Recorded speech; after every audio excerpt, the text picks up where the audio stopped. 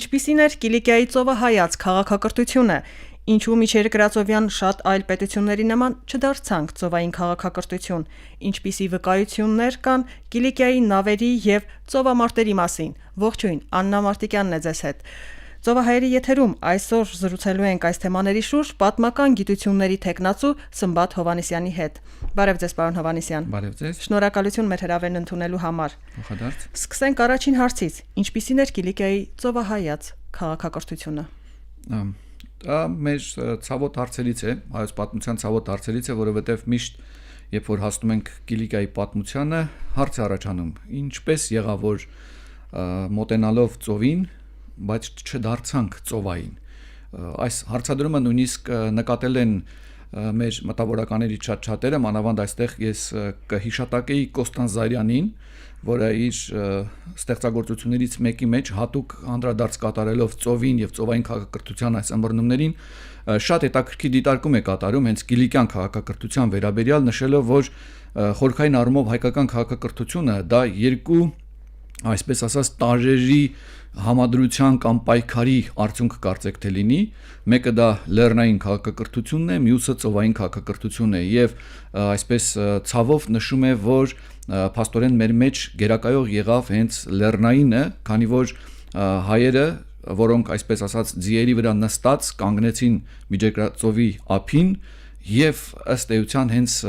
ոչինչ չարեցին ծովը նվաճելու համար։ Ծովի հորիզոնը մնաց իրենց համար այսպես աննվաճ։ Պարոն Հովհաննիսյան, ուզում եմ մի փոքր անդրադարձ կատարենք տերմինաբանությանը՝ ծովահայաց քաղաքակրթություն եւ ծովային քաղաքակրթություն։ Այո, դրանք տարբեր են։ Ես հատուկ եմ շեշտում ծովահայացությունը եւ ծովայինը, որովհետեւ ծովային քաղաքակրթություն ասելով անպայման պետք է նկատի ունենանք, որ տվյալ քաղաքակրթությունը կարողացել է նվաճել ծովը, հնազանդեցրել այսպես ասած ծովն իրեն։ Մինչդեռ երբ որ մենք ասում ենք արդեն ծովահայաց քաղաքակրթություն, դա տարբերակում է, որ նրանք մոտ են ծովին, բայց ծովը չի հնազանդվել իրենց։ Նրանք նույնիսկ անտարբեր են մնացել ծովի նկատմամբ։ Սա այն դեպքում, երբ որ փաստորեն մեր քաղաքակրթությունը կարծեք թե հենց ծովի երազանքով լինի, ավելին մեր անգամ դիցաբանությունից սկսած, Վահագնի ծնունդից սկսած, Ծիրանի ծովի այդ գաղափարով, մինչև Սասունցի Դավիթ էպոսների այս արկայությամբ մենք տեսնում ենք, որ ծովը արկա է, նրանք ջրածին են, բայց արյուտես, որ մեր քաղաքակրթության մեջ, չնայած նման ծագումնաբանական, ուրեմն ըմբռնումի արկայության, մենք մնացել ենք հողային քաղաքակրթություն կամ լեռնային քաղաքակրթություն եւ տվյալ դեպքում Կիլիկիայի դեպքում արդեն նաեւ ծովահայաց։ Իսկ ինչն էր պատճառը, որ մենք մնացինք լեռնային քաղաքակրթություն ունենալով ծովա ջրածին հերոսներ, ջրից ծնված էպոսի հերոսներ առասպելազրույցի։ Առասպելները որպես այդպիսին իրենք թերևս ինչ որ ցուցումներ տալիս են կամ այսպես ասած մեր քաղաքակրթական երազանքը կարող են նաև մարմնավորել, բայց դա բնավ չի նշանակում, որ նրանք կարող են նաև մեզ պարտադրել կամ ինչ որ ուղղությունը իրենցով անեն։ Բայց հուշել կարող են։ Հուշել կարող են, այո, հուշում են։ Ինչ հուշումներից մենք չօգտվեցինք։ Այո, թերևս սա կախված էր նրանից, որ մենք ժամանակի ընթացքում հենց ավելի հավատարիմ մնացինք հողային քաղաքակրթության։ Այս երկուսը, որ պատական չէր, որ Կոստանց Զարյանը շեշտում էր այս երկուսի արկայությունը, մեր մեջ գերակայող է աստիճանաբար դարձել հենց լեռնայինությունը, հողայնությունը տվյալ դեպքում, անգամ մենք այստեղ կարող ենք տեսնել, որ հույն պատմիչներից Քսենոփոնը, որը եւս եղել է Հայաստանով, չէ, Անաբասիսի հեղինակը, որտեղ նկարագրել է Հայաստանն այդ ժամանակաշրջանում, անգամ նա էր նկատել, որ իր ժամանակները, այսինքն մեր թվարկությունից առաջ 400-ական թվականների Հայաստանը արդեն իսկ հողային քաղաքակրթություն է, եւ պատական չէ, որ նա հայկական տունը երբ որ նկարագրում է կամ Հայաստանը որպես այդպեսի նկարագրում է, քառակուսու տեսքով է նկարագրում։ Սա արդեն իսկ խոսում է դրա հողայնության մասին, որտեղ իսկ ծովայնությունը ինչով է տարբերվում, եթե ոչ քառակուսի։ Ծովայնությունը դա շարժունությունն է, դա փոփոխությունն է, քառակուսին անշարժությունն է, հողը անշարժությունն է ըստ էության, իսկ եթե կա շարժում հողի մեջ, ապա դա արտակարգ աննկատ է։ Սա նաև կարող ենք տանել մինչև անգամ պահպանողականության եւ ազատականության հասկացությունների հակադրությանը, կարող ենք այդպեսին անել, բայց Խնդիրն հետևյալն է, ինչու այդուամենայնիվ մենք մնացինք եւ այսպես ասած նախընտրեցինք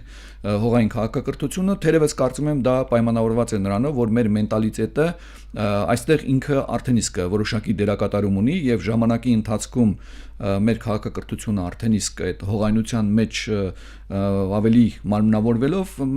մենք կարծեք թե հավատարիմ մնացինք հենց այս տարբերակին։ Ծովային երազանքով ապրող հայերս վերջապես արդեն 13-րդ դարում, 13-րդ դարավերջին ունեցանք ծովային քաղաքակրթություն կերտելու հնարավորություն, ունեցանք նավարկելու հնարավորություն, ինչքանով օգտագործեցինք այն։ Այո, սա հենց այն հարցն էր, որ անմիջապես առաջանում է մանավանդ Կիլիկիայի պատմությունը, երբ որ ուսումնասիրում ենք, ես ինքս էլ, երբ որ Կիլիկիայի պատմությունը դեռևս դպրոցական տարիքում ուսումնասիրում էի, չափազանց շատ ուզում էի, որ անպայման այստեղ գտնենք հայկական նավատորմիղ, գոնե այդպիսի ինչ-որ իրողություններ, որը կարծեք թե ցավոք ոչ մի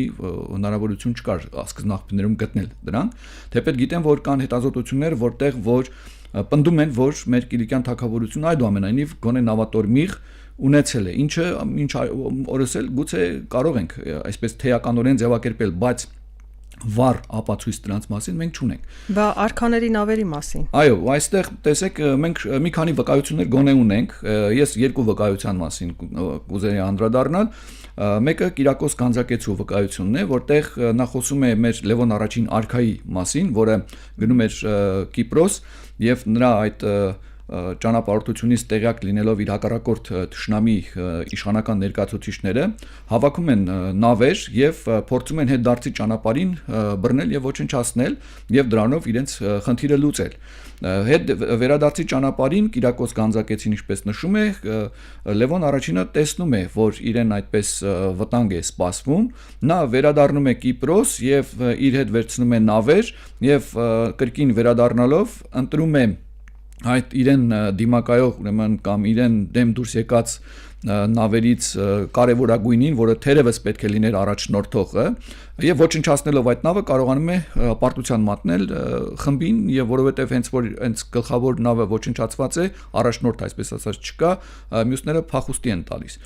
Սա պատճառ է դարձել, որպեսզի մեր շատ պատմաբաններ հիմնավորեն այն ձևակերպումը, որ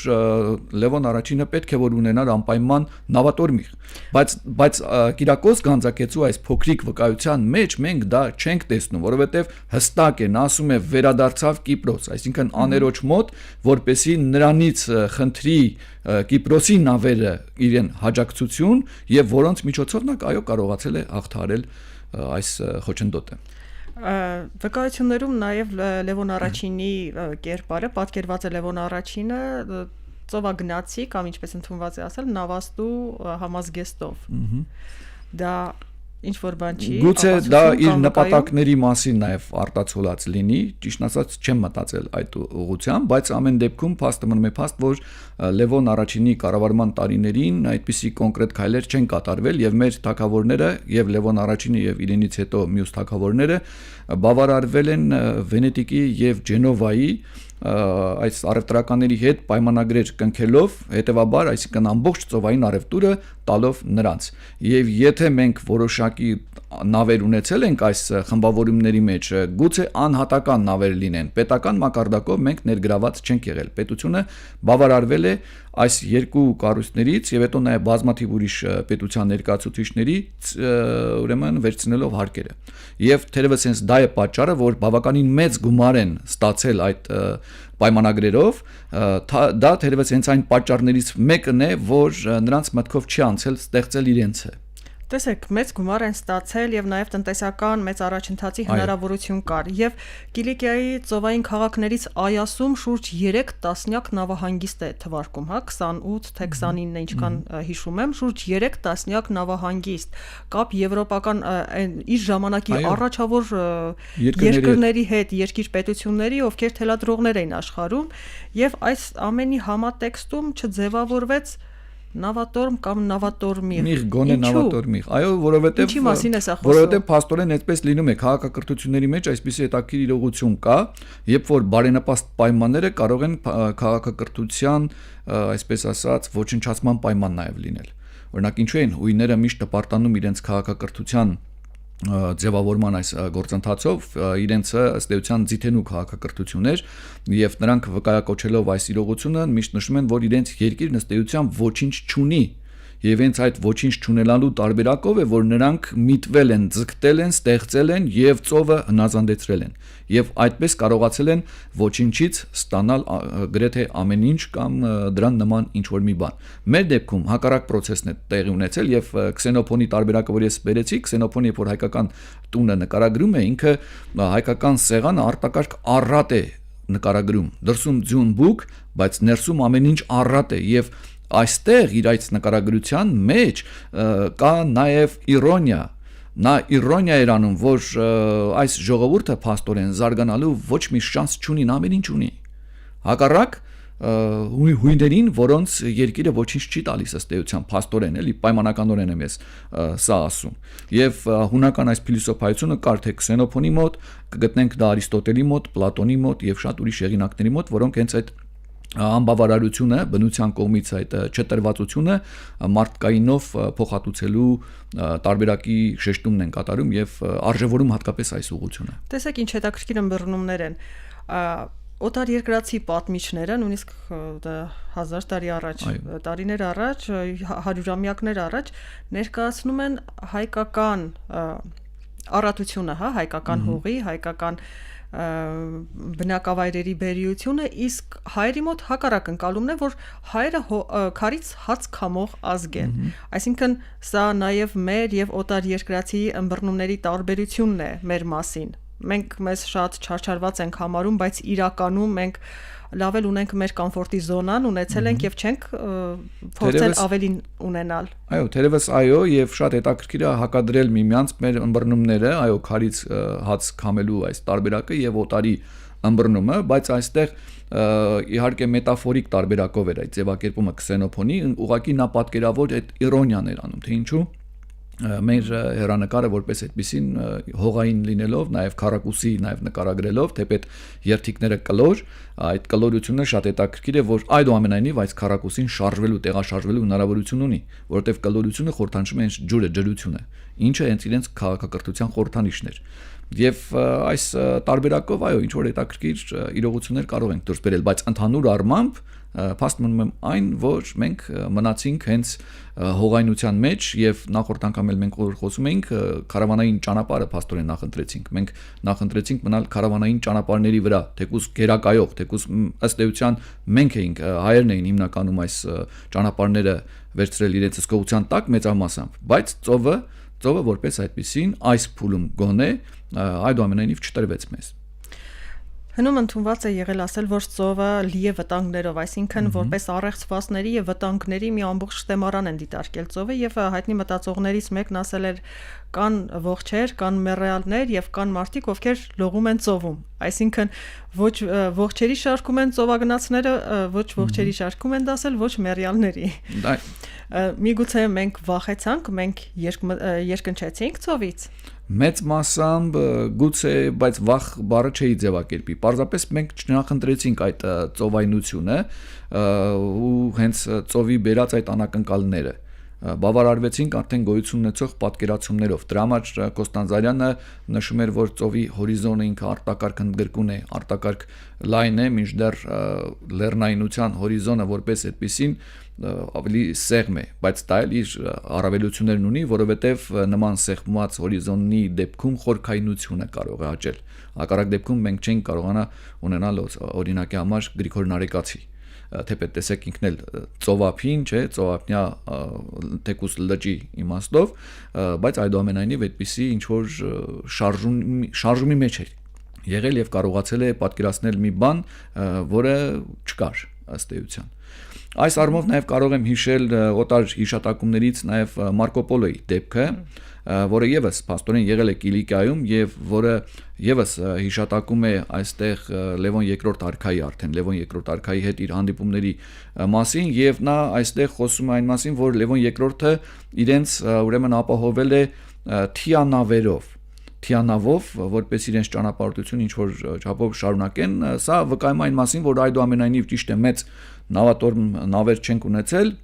բայց որոշակի նավային ինչ որ մասնակցություն ունեցել ենք, թեկուզ մեր ձափնյա ձկնորսական գուցե այս իմաստով։ Թիանավերը, եթե մենք արգոնավորների թիանավերն ենք դիտարկում, բավականին մեծ թիանավեր են եղել։ Արդյոք Կիլիկիայի թիանավերն են ունեցել նման չափեր։ Այդ դա արդեն մի քիչ հարց է, մի քիչ կասկածելի է, գուցե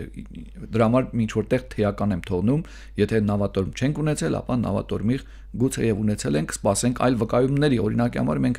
ասենք Լանգլոան, որ առաջիններից մեկն է Կիլիկիայի հայոց պատմության արխիվները հավաքելի մի բերել, նա դիտարկումների մեջ ուղղակի շրջանցում է համարելով, որ հնարավոր չէր դա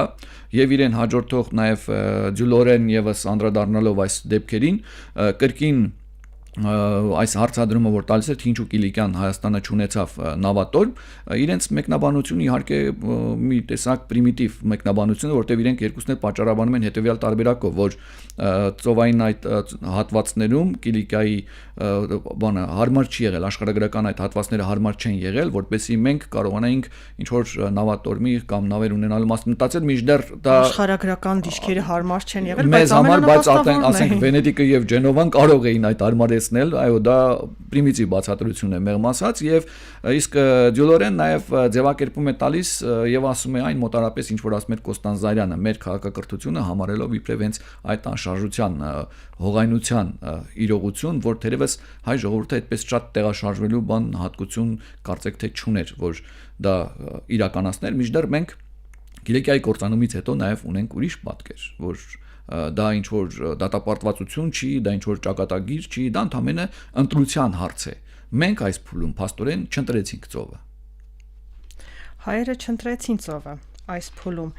Կորցրեցին ծովային քաղաքակրթություն ձևավորելու հնարավորությունը։ Իսկ միգուցե պատմիչները, ուսումնասիրողները չեն ուսումնասիրել ամբողջովին կամ հատուկ նեղ դիտարկմամբ, որ Կիլիկիայի ծովային քաղաքակրթության ոլորտում ուղղակի ընդհանուր դիտարկումներ են արել, որոնց շարքում արխիվներից գտել են որոշակի փաստեր, որոնք պատմում են Կիլիկիայի նավերի, նավատորմի եւ ծովային քաղաքակրթություն չձևավորելու, այսպես ասած, փոքրիկ դրվագների մասին։ Միգուցե կան դեռ դրվագներ, որ եթե նպատակային փորձենք ուսումնասիրել կամ ֆլորենտական արխիվները Ջենովայի կամ Վենետիկի, միգուցե գտնվեն այլ փաստեր եւս։ Ցավոք եղածները դա չեն վկայում։ Դրա համար ես մի քանի վկայումներ բերեցի, որոնց հիման վրա շատ-շատերը կուզենային Ես էլ իհարկե շատ կուզենայի, որ մենք ունենայինք այդ նավատորմը կամ գոնե նավատորմիղը, բայց վկայությունները այդքան սահմանափակ են։ Թեպետ մենք ավելին ունենք նաև վկայություններ, որ այդ նույն ժամանակ, նույնիսկ դրանից առաջ Հնդկաստանում ունեինք նավապետեր, հայ նավապետեր կամ եվրոպական ուրիշ երկրներում 13-14-րդ դարերում։ Այո, դրանց մասին կա վկայությունները կան եւ հստակ այդ նավամատյաններում կան գրանցված, որ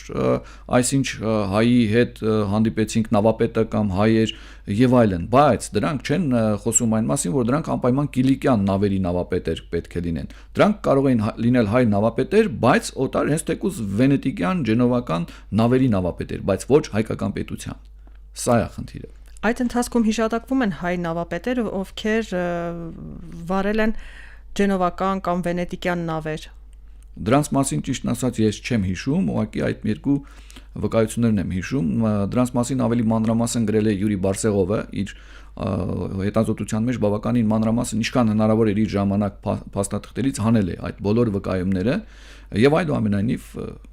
վկայումները ցույց են տալիս, որ մեր քաղաքակրթությունը մնացել է ծովահայց։ Յուրի Բարսեղովի աշխատության մեջ